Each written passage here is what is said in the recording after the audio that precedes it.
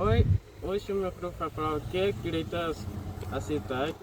E o meu grupo é formado por mim, Lucas, Giuseppe e Ione. Vou falar sobre o que é direito à cidade.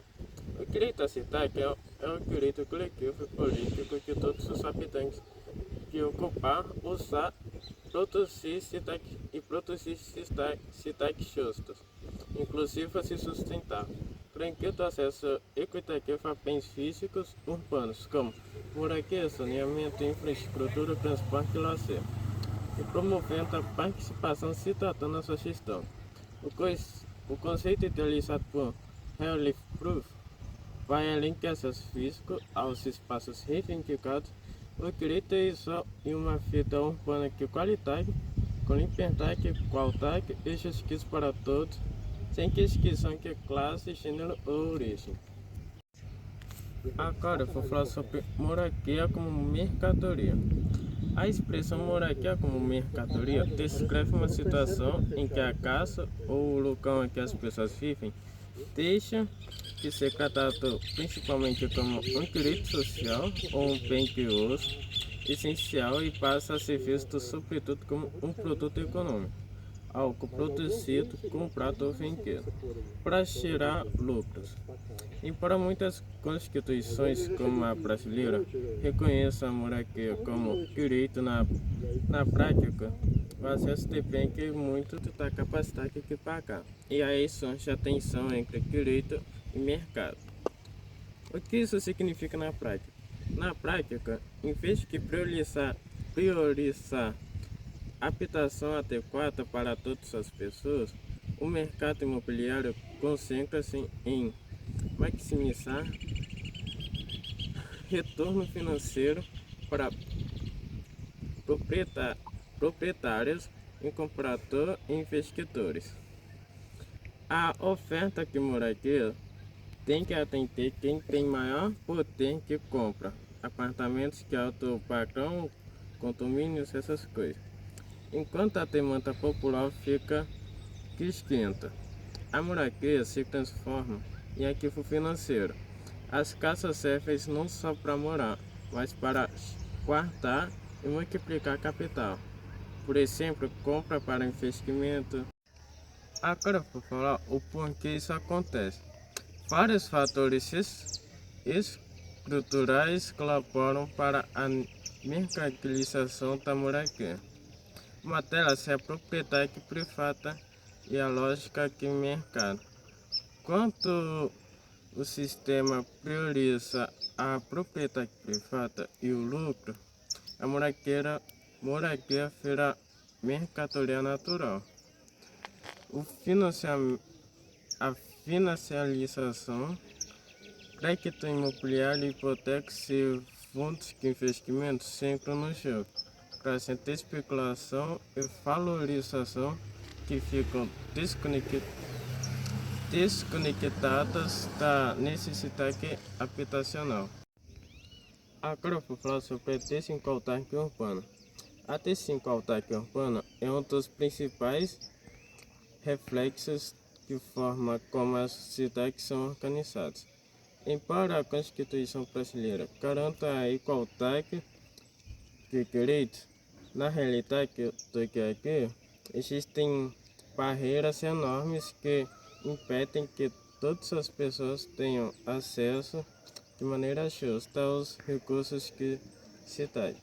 Isso significa que enquanto alguns desfrutam de infraestrutura completa, outros vivem em condições precárias, gerando exclusão e segregação.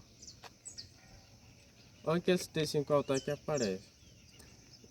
Na moradia adequada, grande parte da população vive em moradias precárias, muitas vezes em áreas de risco ou sem infraestrutura básica. O preço dos imóveis e aluguéis nos centros da cidade expulsam famílias de baixa renda por serem muito caros. Agora vou falar dos transportes públicos de qualidade. O transporte público costuma ser caro, lotado e insuficiente nas periferias. E é ruim para pessoas que moram longe, que sempre e precisa ficar muito tempo no transporte para trabalhar ou estudar. A má qualidade do transporte reforça o ciclo de exclusão, menos tempo para lazer, convivência familiar e oportunidade de crescer.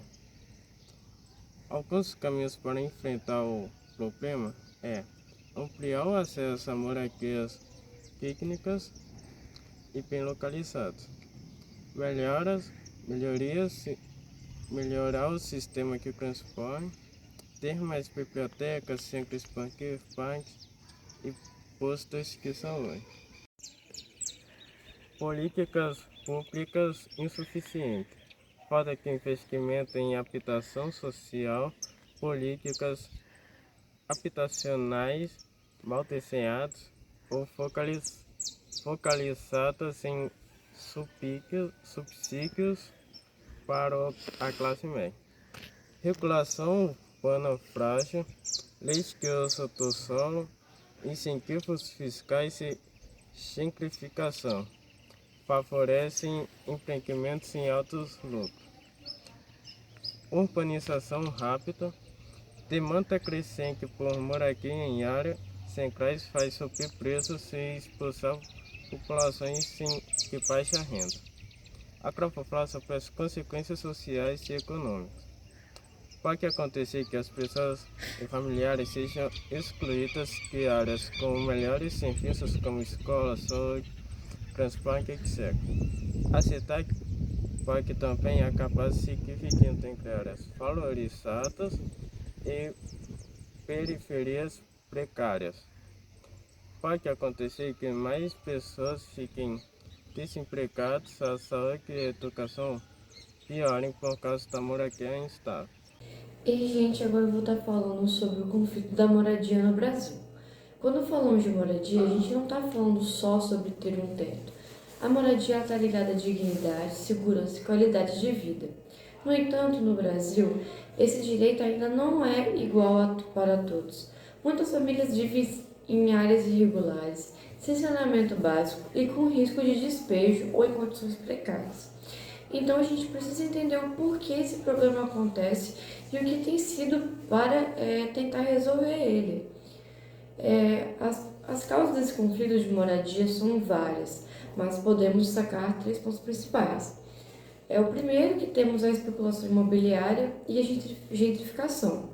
A especulação ela acontece quando terrenos ou imóveis são comprados e deixados parados para valorizar, o que aumenta os preços e dificulta o acesso da população mais pobre. Já a gentrificação é quando bairros populares eles passam a ser valorizados e o custo de vida aumenta ainda mais, que expulsa os moradores originários dessas áreas de baixo custo de vida. Segundo ponto, que existe a falta de política pública habitacional. Isso quer dizer que o governo não consegue oferecer programas suficientes de habitação popular para atender a demanda dessas famílias sem casa própria. Mesmo com programas como Minha Casa Minha Vida, que foi um grande avanço, né? Mas a gente ainda não é capaz de atender todo mundo que precisa. E o terceiro ponto, que é o crescimento desordenado das cidades. O Brasil cresceu de uma forma muito rápida nessas últimas décadas, e muitas cidades não tiveram um planejamento urbano para receber tanta gente. Isso fez com que surgissem favelas e ocupações irregulares, gerando áreas sem infraestrutura básica. E esses fatores, quando eles se combinam, eles geram um ciclo difícil de se quebrar, que é mais gente sem casa, mais ocupações irregulares e mais desigualdade. Mas nem tudo é negativo. Existem também iniciativas que buscam transformar esse cenário. O Perifacon, ele é um evento cultural que acontece nas periferias de São Paulo. É conhecido como o Copicon da Favela. Ela leva cultura, quadrinhos, literatura, debates e oportunidades para os moradores das periferias. Mas além do entretenimento, ela tem muito impacto social muito importante, porque ocupa e ressignifica o espaço urbano. Quando um evento como esse acontece, ele mostra que as periferias têm cultura, têm voz e têm direito de estar nas cidades de forma ativa. Isso é o que chamamos de exercício prático do direito à sociedade, que as pessoas não só moram ali, mas elas também participam, criam e transformam o lugar onde vivem. Além dessas iniciativas culturais, também existem os movimentos sociais, que são essenciais nessa luta. Um dos movimentos conhecidos é o Movimento dos Trabalhadores Sem Teto, o MTST, que organiza ocupações urbanas para dar um teto provisório às famílias que não têm onde morar. Mas não é só isso. Eles pressionam o poder político para criar políticas habitacionais mais efetivas. Esse movimento tem três grandes objetivos, que é garantir moradia digna e o direito à sociedade para quem quer viver em situações e quem vive em situações precárias, resistir contra os despejos e remoções forçadas que muitas vezes deixam famílias sem alternativa e exigir políticas públicas que funcionam de verdade, como construções de moradias populares, urbanização de favelas e regularização fundária. E esses movimentos são muito importantes porque dão visibilidade ao problema. Sem essa pressão popular, muitas vezes o governo nem age. Para concluir, o conflito da moradia no Brasil não é um problema simples e não tem uma solução rápida. Ele está ligado a questões históricas, sociais e econômicas. Mas quando olhamos para iniciativas como o Perifaco e para os movimentos sociais, percebemos que existe uma esperança. Garantir a moradia é garantir a dignidade, é permitir que as pessoas tenham acesso ao transporte, educação, cultura e trabalho. Por isso é tão importante que a sociedade continue cobrando soluções e que o poder político invista em políticas habitacionais e planejamento urbano. Se queremos um país mais justo, precisamos garantir que todos tenham um lugar para viver de forma digna. Agora eu vou falar sobre o que significa a luta ao direito à cidade. A luta pelo direito à cidade significa defender a cidade como um bem comum essencial para uma vida justa, inclusiva e sustentável, buscando garantir a todos os habitantes da geração presente e futuras o direito de participar e moldar o ambiente urbano. Envolve lutar contra a negação de direitos básicos como a moradia, saneamento e transporte, e promover o acesso equitativo aos recursos, serviços e espaços públicos da cidade, além de empoderar a população a transformar a cidade. Alguns dos pilares da luta pelo direito à cidade são acesso a recursos e infraestrutura, garantindo moradia digna, saneamento básico, água potável, energia, iluminação pública, coleta de lixo e transporte público de qualidade para todos os cidadãos. Alguns dos pilares da luta pelo direito à cidade é o acesso a recursos e infraestrutura, garantindo moradia digna, saneamento básico, água potável, energia, iluminação pública, coleta de lixo, transporte público de qualidade para todos os cidadãos. A participação e poder coletivo, assegurando que as decisões urbanas sejam democráticas com o envolvimento ativo da população na sua produção e transformação, e não apenas um direito individual.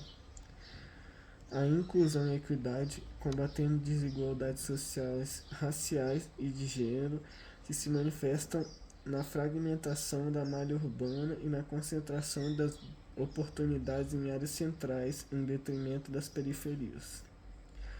As cidades sustentáveis e resilientes, planejando a construção de cidades que promovam o bem-estar dos habitantes e eficiência no uso de recursos hídricos e energéticos e a gestão adequada de resíduos. O uso e a apropriação do espaço público, reivindicando a cidade como um espaço para o lazer, a cultura e a expressão de diferentes identidades, e não apenas um centro de exploração econômica. Agora eu vou falar a origem do conceito. A luta pelo direito à cidade significa reivindicar que todos os cidadãos tenham acesso justo, democrático e igualitário aos benefícios e oportunidades que a vida urbana oferece. Esse conceito, desenvolvido principalmente pelo filósofo Henri Lefebvre em sua obra de 1968, não se resume apenas ao direito de habitar a cidade, mas também em participar das ações sobre o seu planejamento, uso e transformação. Em resumo, lutar pelo direito à cidade, lutar por uma cidade mais justa, democrática, inclusiva e sustentável, onde todos possam viver, participar e pertencer. Agora eu vou falar algumas questões para refletir. Todos os habitantes têm os mesmos direitos à cidade? Na teoria, sim. Todos os habitantes de uma cidade têm os mesmos direitos, conforme o direito à cidade, que abrange direitos civis, políticos e sociais e ambientais, visando cidades justas e inclusivas. No entanto, na prática, a desigualdade socioespacial impede que a maioria da população tenha acesso equitativo a bens e serviços urbanos, como habitação, saneamento e transporte, o que reflete na existência de violações a esse direito. Por que a moradia é um dos principais conflitos urbanos? A moradia é um dos principais conflitos urbanos porque está diretamente ligado ao direito à cidade e à dignidade humana. Com o crescimento acelerado das cidades, a demanda por habitação adequada supera a oferta, especialmente para as populações de baixa renda. Isso gera desigualdades profundas, como o surgimento de favelas, ocupações irregulares e o aumento do número de pessoas em situação de rua. Além disso, a especulação imobiliária e a falta de políticas públicas eficientes agravam o problema, tornando o acesso à moradia digna um privilégio e não um direito garantido. Agora eu vou falar como podemos praticar o direito à cidade no dia a dia. Praticar o direito à cidade no dia a dia significa reconhecer que todos têm o direito de viver com dignidade, segurança e acesso aos serviços urbanos, independente de sua classe social, raça ou origem. Esse direito vai além de apenas habitar um espaço urbano, ele envolve participar ativamente das decisões sobre como a cidade é organizada e utilizada. No cotidiano, isso pode ser feito de várias formas, participando de reuniões comunitárias, conselhos de bairro ou audiências públicas. São algumas maneiras de influenciar políticas locais e cobrar melhorias nos serviços como transporte, saneamento, moradia e educação. Além disso, apoiar e fortalecer movimentos sociais que lutam por moradia digna, mobilidade urbana, preservação ambiental e inclusão também é uma das formas concretas de exercer esse direito. Outro aspecto importante é respeitar e valorizar a diversidade urbana. A cidade é feita por diferentes culturas, histórias e formas de viver. Ao defender espaços públicos acessíveis e acolhedores para todos, como praças, parques e centros culturais, estamos garantindo que a cidade seja de fato um lugar coletivo e não apenas um espaço controlado por interesses econômicos. Agora, a conclusão. A realização plena da cidadania está intrinsecamente ligada ao direito à cidade, que tem como base fundamental a moradia digna. É a partir de um lar que o indivíduo estabelece suas raízes na comunidade, consegue acessar direitos essenciais como trabalho, saúde e educação. Contudo, para que isso se concretize, é imprescindível a união de três pilares: a existência de políticas públicas consistentes, a garantia de participação social ativa da população e o fortalecimento de ações coletivas organizadas. A expressão direito à cidade foi usada pela primeira vez em 1868, pelo filósofo e sociólogo marxista francês Henri Lefebvre.